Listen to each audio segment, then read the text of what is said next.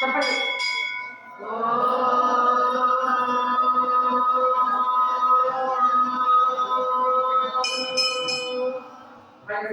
నాతో పాడాలి.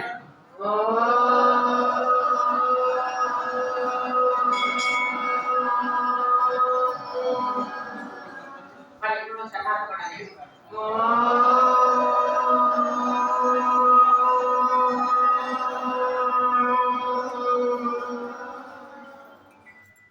ఇలా ప్రతిరోజు కూడా ఉదయాన్నే చేస్తే పిల్లలు 9 సార్లు 11 సార్లు, పెద్దవాళ్ళు అయితే కొంచెం 25 సార్లు చేయాలి. అలాగే చదువుకోవాలనుకుంటున్నాం, పుస్తకాలు పెట్టుకునే ముందు 3 సార్లు ఓంకారాన్ని చెప్పి స్టార్ట్ చేయండి. అప్పుడు మీకే ఆ మాట అనేది తెలుస్తుంది. తెలిసిందా?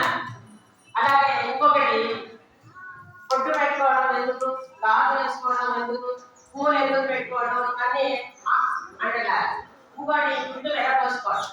జుట్టు విరపోసుకుని దేవాలయానికి వస్తే మన బయట సరౌండింగ్స్ లో ఉన్న రాక్షస కణాలు మంది చేస్తాయి, అది తెలుసుకోవాలి. ఇంకోటి మనం ఫంక్షన్స్కి వెళ్ళినప్పుడు వెళ్తాం, అక్కడ పెద్ద ఫ్యాన్ పెడతారు, ఆ ఫ్యాన్ లో జుట్టు తిరిగిపోతుంది. కాబట్టి జుట్టు కాస్త కట్టుకోవాలి, స్నానం చేసినా కొంచెం ఉన్న కట్టుకోవాలి. తెలిసిందా? పూర్తి విరపోసుకుని మనం ఎక్కడికి వెళ్ళకూడదు. అది మన భారతీయ సాంప్రదాయం.